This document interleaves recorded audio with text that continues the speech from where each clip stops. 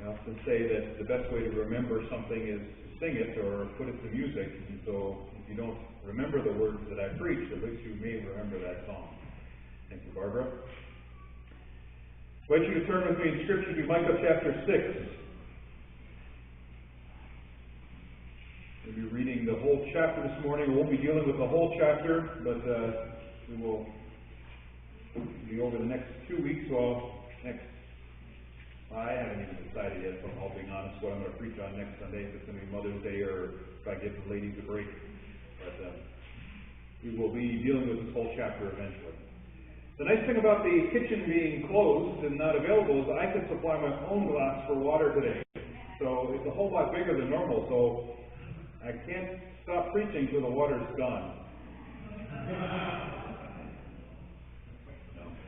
Before you start to pray for deliverance,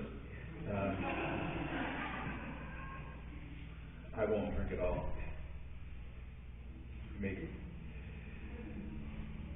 As we begun our journey in Micah, I was looking through my notes just to be sure.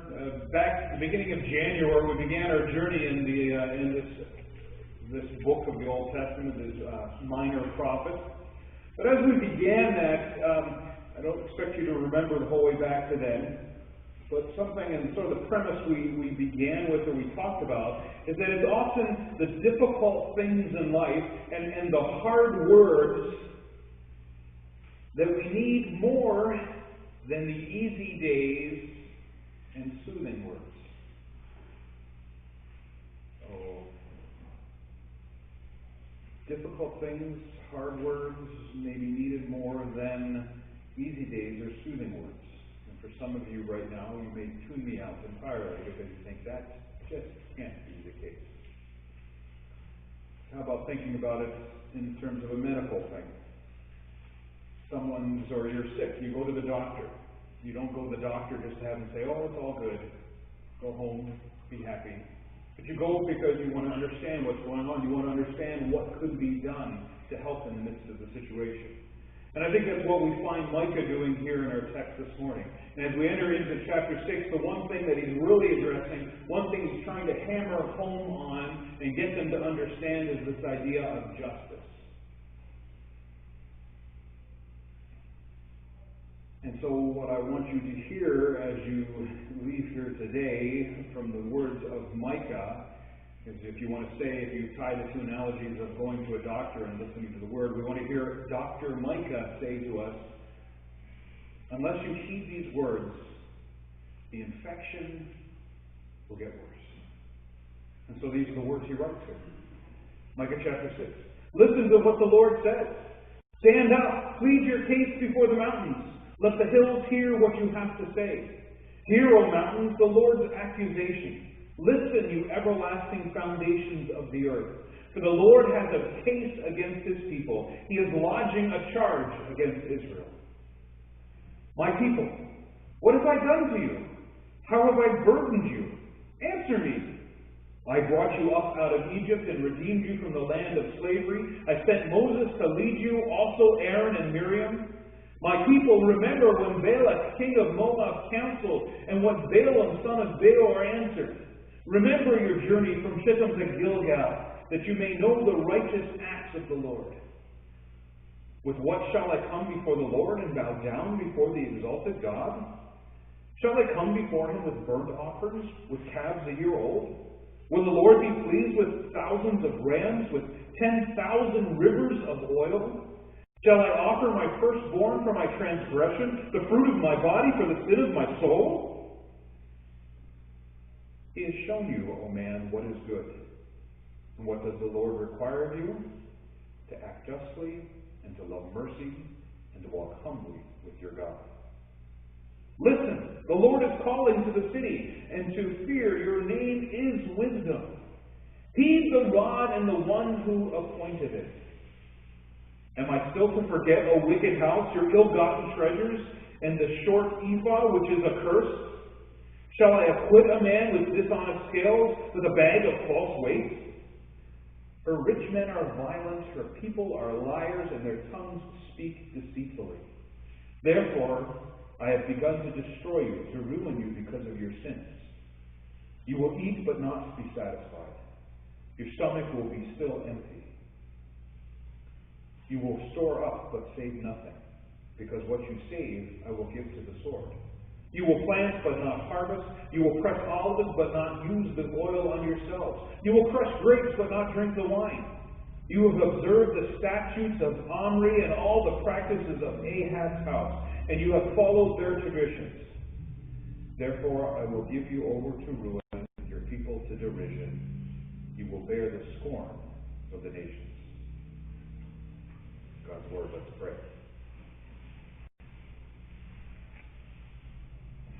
Lord, as we look to your word, we ask that you would help us to know your ways, that you would teach us your paths. Lead us in your truth, and teach us, for you are the God of our salvation. And for you, we wait all day long. Pray this through Christ our Lord. Amen.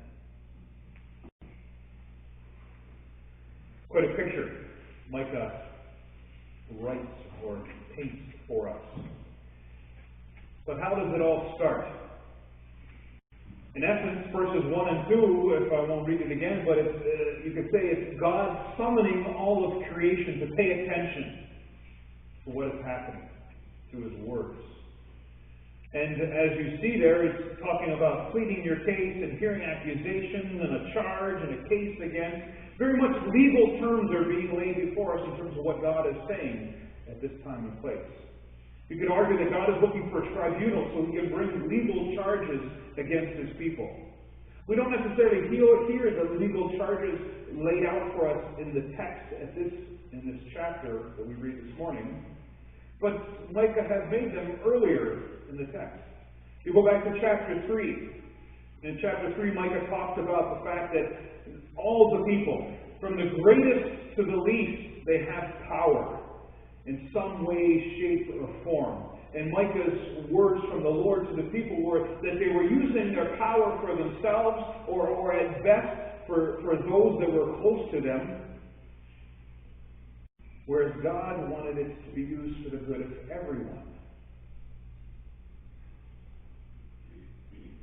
In chapter 2, God said to them, here's another issue. You have zero concern for the weak and the poor. It's not acceptable. And if you go back even to chapter 1, you remember there that God's revealing to the people that all these things that he says, I'm going to unpack for you, those sinful things come from the desires within you. It's not some external force that is forcing you to do them, but they're desires from within you that are coming to life and you're living them out. Desires that speak about things like, it's all about me or mine and my stuff. I think what we see in the text is that it's gotten so bad that the people think it's absolutely normal. This is the way we're supposed to live. This is the way we can live. And God wants them to know it's not acceptable.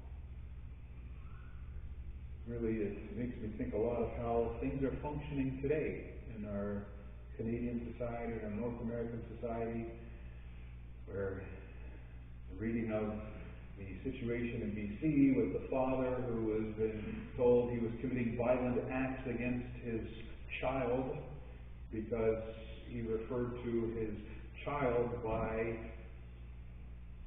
we use the pronouns as we say, by her genetic makeup when she was born. But she's at a point in her life where the courts have decided, even though she's not old enough to do a lot of things that require licensing and permission from parents, she's already allowed to begin to take injections for hormone transition in the process of changing from she to he, but the father continues to refer to her, his daughter, as she, and the courts say you can't do that anymore. And not only that, you can no longer speak about it to the news or the press. And not only there, but even within the church, where church leadership at a larger level within a denomination is looking at forcing their will and their way on the local pastor, and who is acceptable to preach in a pulpit and who's not. because that person doesn't think like we do, and we want more people to think the normal way of doing things is the way we think it is. Even though, dare I say, it doesn't agree with God's Word anymore. As much as I like to stop and something like this and say, yeah, bad Israelites, bad people in BC, bad court system, bad denomination or church leaders who are doing these things. So often I like to read books and think, oh, this applies to so-and-so. This applies to them. This is something they need to hear. And then God always in His wisdom, whether it's the Spirit speaking through me or, as often is the case, the Spirit speaking through my wife, saying, well, what about you, Bart? But how often is this true in our own lives? We get so used to a certain way of doing things, we begin to think, oh, that's perfectly normal. Perfectly okay. God was saying to the Israelites, this way of doing things is not my way.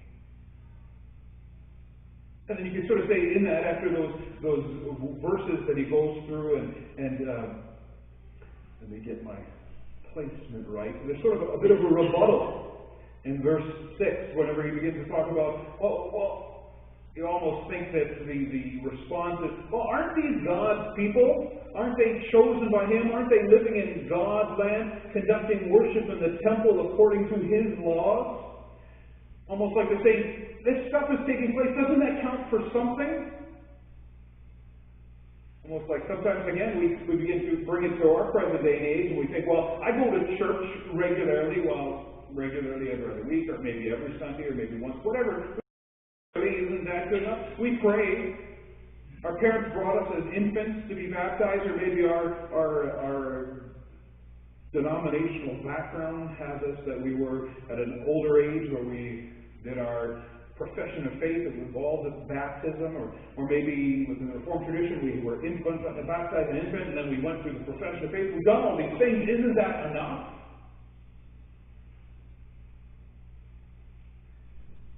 I think that's what he says. He gives a picture of some of their elements of worship. And it's sort of like, well, we do these things pretty good, right, God? And then verse 7 goes from saying, well, we bow down, we worship, we come before with burnt offerings, we sacrifice the calf. Well, if that's not good enough, will you be pleased with thousands of rams, with 10,000 rivers of oil? Or even, shall I offer my firstborn for my sins? The fruit of my body for the sin of my soul? Won't God at least be pleased with that? One of these terms we use, I think maybe a few of us in the church will use them. We use terms like orthodoxy, right thinking. We use another one I like, orthopraxy, right living, or living according to rituals or regulations. Won't God be pleased with that at least? And verse 8 takes it one step further. When it says, He has shown you, O man, and that's woman as well, just in case, just to make sure you understand that. He has shown you what is good. So, aren't these things good enough? Verse 8 says, in a resounding way, no, it's not good enough. All these things you say, no, this people is what God has said is good. I have told you what it is good. Showing up and going through the motions is not the end of the good, but you could say, in a sense, doing the right things is just the beginning. I think the point is that God is not pleased when we elevate one aspect of what He requires of us as people while ignoring the rest.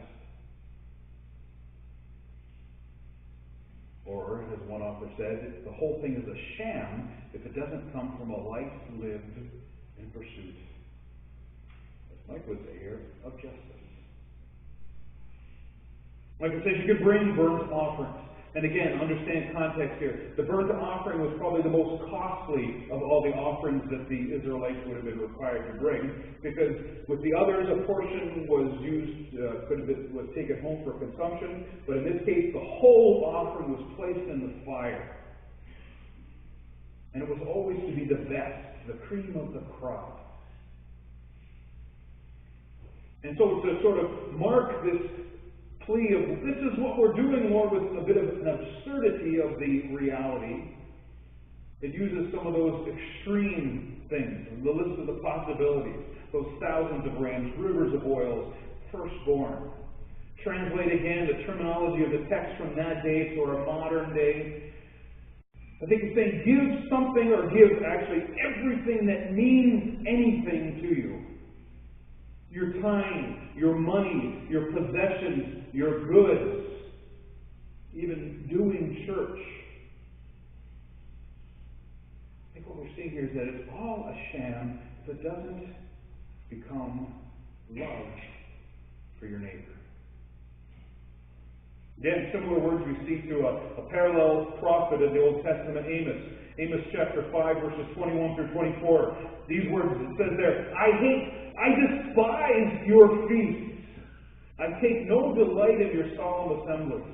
Even though you offer me your burnt offerings and grain offerings, I will not accept them. And the peace offerings of your fatted animals, I will not look upon them. Take away from me the noise of your songs. To the melody of your harps, I will not listen. But let justice roll down like waters, and righteousness like an ever-flowing stream. See what Micah is saying, we hear what Amos is saying. You get the picture? Even Jesus took issue with religious practice that wasn't accompanied by the pursuit of justice, and it didn't come from a loving heart. Matthew chapter 23, verse 23. Woe to you, scribes and Pharisees, hypocrites! For you tithe mint and dill and cumin, and have neglected the weightier matters of the law, justice and mercy and faithfulness. These you ought to have done without neglecting the others.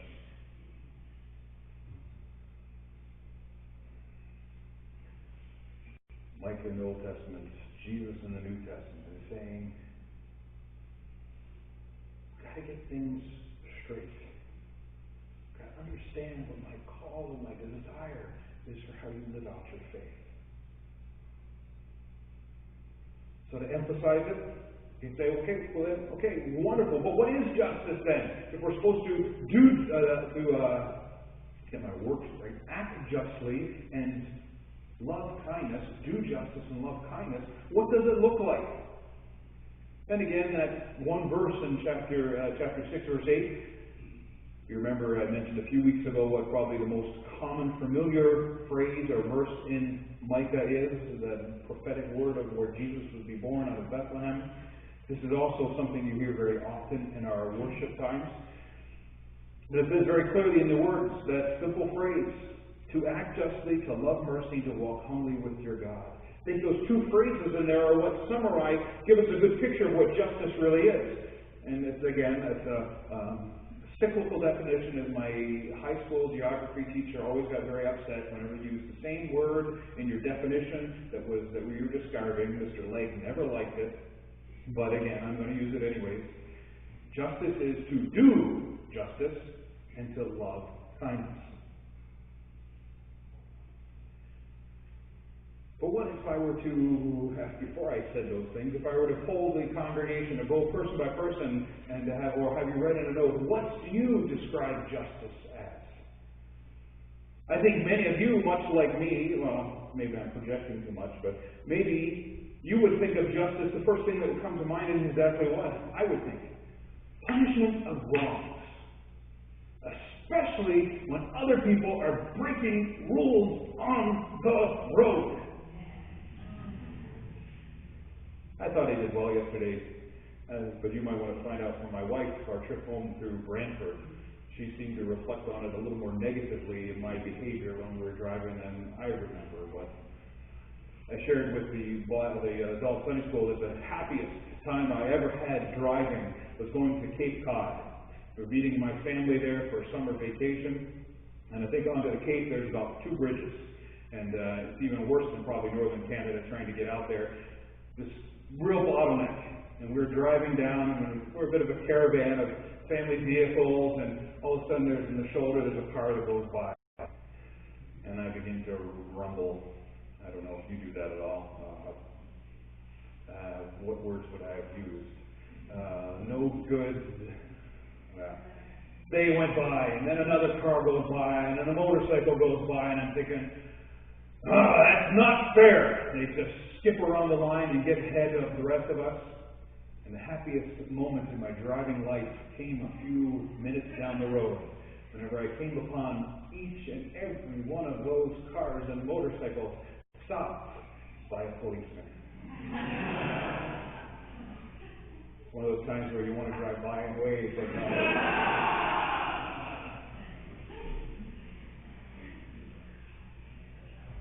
But that was justice. But the truth is, that idea of justice is just a part of it.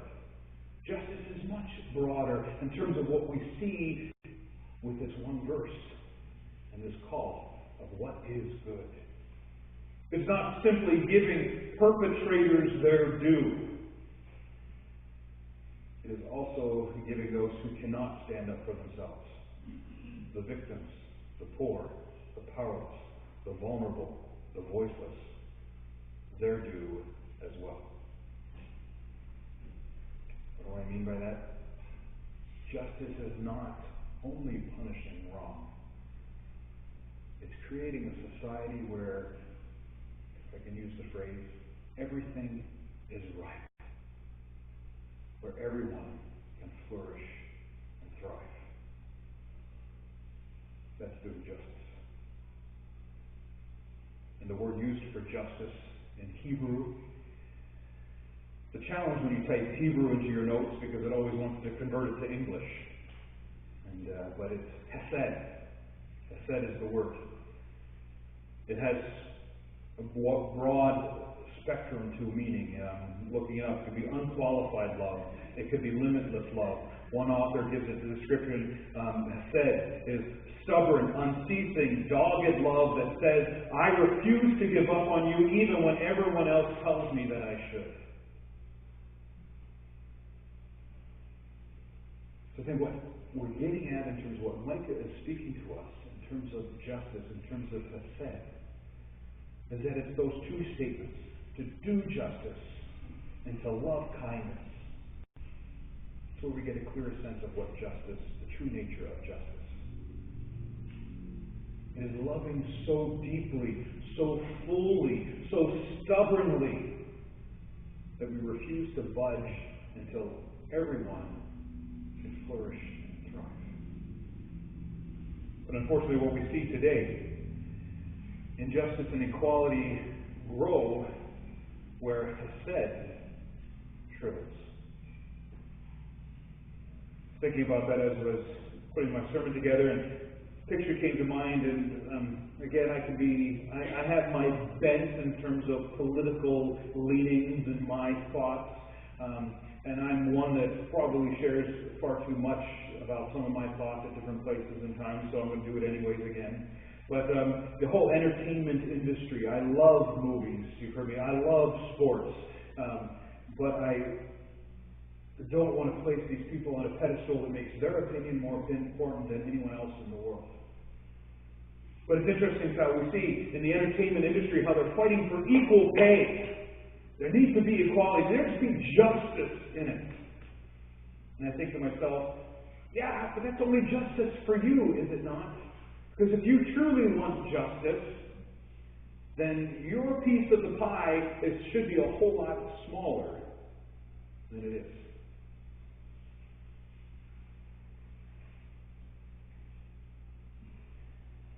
I think ultimately we're better at making excuses for injustice in our society than we are at committing to each other and asking what hesed, what justice, true justice, would do for another.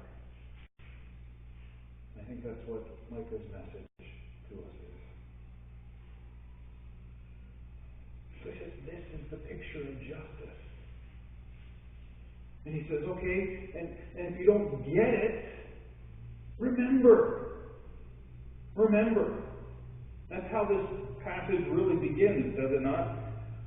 Verses 4 and 5, the first part of verse 5, he says, I brought you up out of Egypt and redeemed you from the land of slavery. I sent Moses to lead you, also Aaron and Miriam. My people, remember what Balak, king of Moab, counseled and what Balaam, son of Beor, answered. Remember.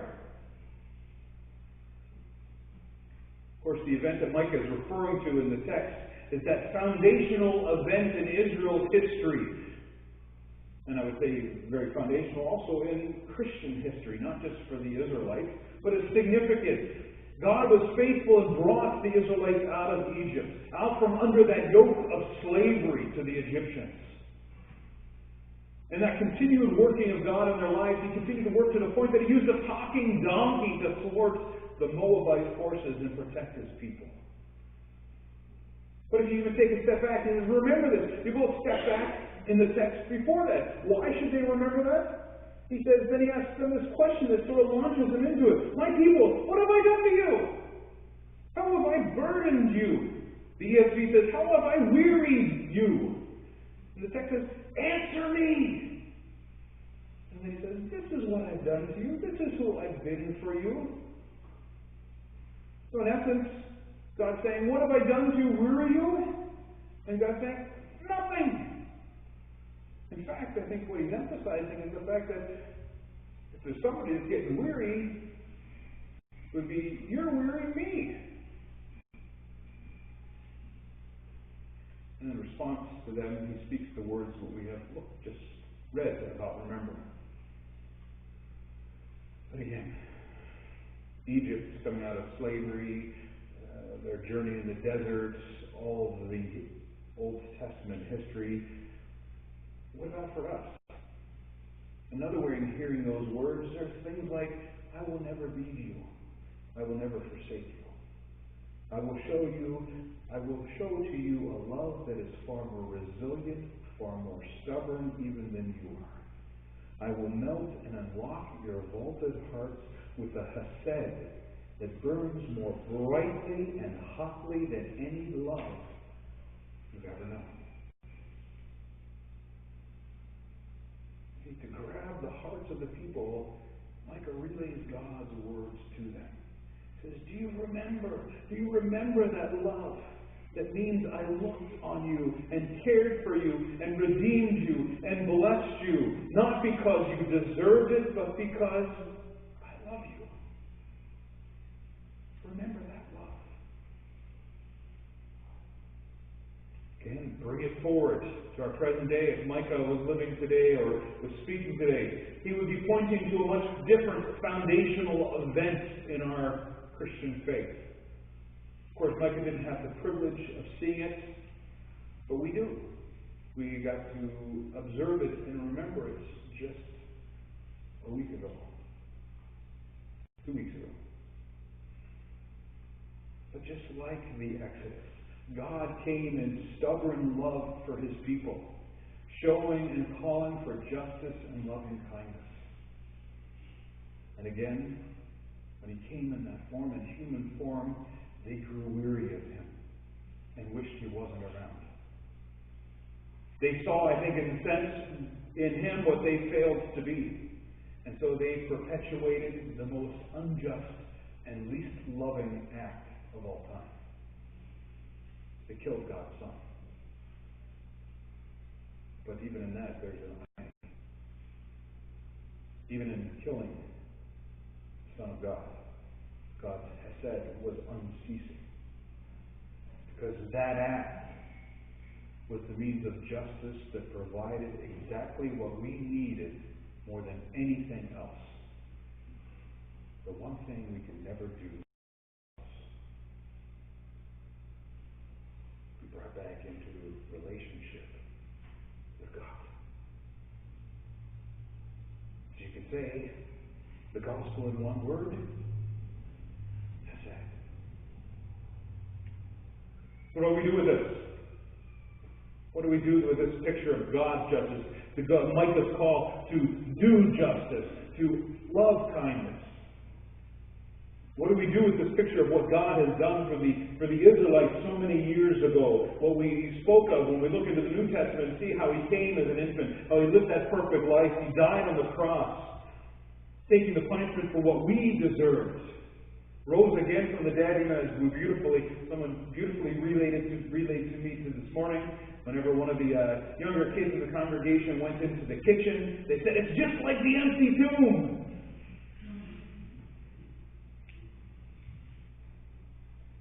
God has said, empowers ours. It's God's justice that motivates ours. It's remembering what God is, who God is, that reshapes who we are.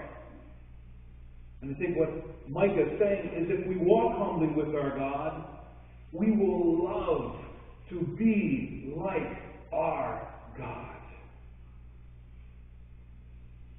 We will desire, as His disciple, as Peter, even there in the boat, to desire to do and walk and speak as He did. And that means steering our gaze away from ourselves to those around us, especially those on the margins of life, those who are vulnerable. And at the same time, we do what we've heard from the beginning of this book, the book of Micah. Wrench ourselves away from our comforts and our idols. We need to continue to examine what is gripping our hearts. Begin to identify those obstacles to loving kindness and doing justice in our daily lives. And it's really a phrase we're used amongst the wards to a certain extent lately with our journey with my mother-in-law. It might mean a new normal for our lives. But in this sense, for us individually, it's because often that old comfort zone wouldn't allow us to do justice and to love kindness the way God gives us a picture of. But as much as we say, "Oh man, that's just asking too much," feels like my life is going to be so constrained and I'm going to be forced into a certain way of living. I don't think when we live this way, when we walk humbly with our God, we act as we love mercy, we love kindness. It doesn't constrain us, but it frees us. Because ultimately, this is what we were created to do. True worship. Not all those rituals and regulations, even though God had them for a time and place. But true worship calls us to do justice, to love kindness. Let's pray.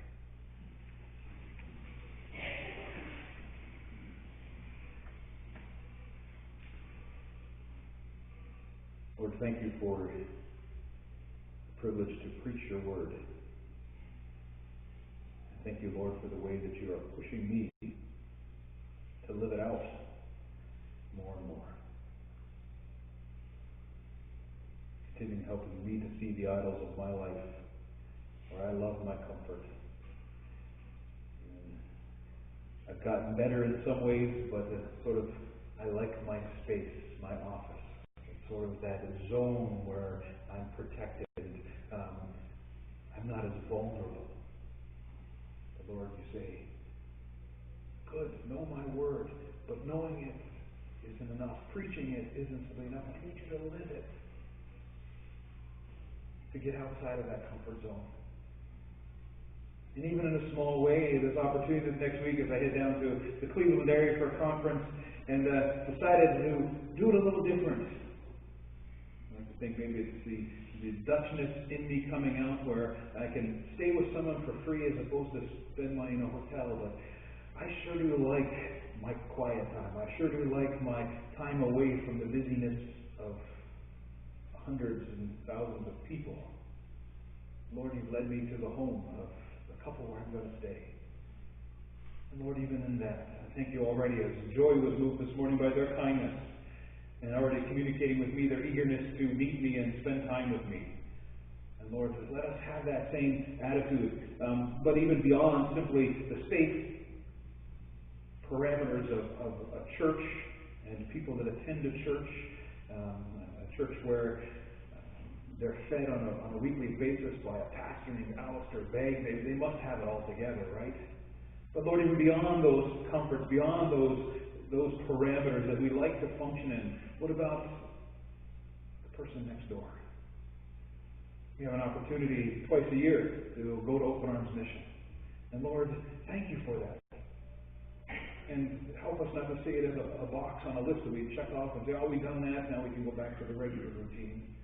But Lord, continue to move and work in our hearts that we would continue to desire more and more to do justice and to love kindness. And Lord, for each of us, help us to continue to see and wrestle with what that means for us right here, right now. And Lord, we look forward to it. Because we trust you. That you remembered the Israelites. That you cared for them and provided for their greatest need. You provided for our greatest need in Jesus Christ. Help us to be so moved by that we can't help but share it and to walk with others. Work, Lord. Pray in Christ's name. Amen.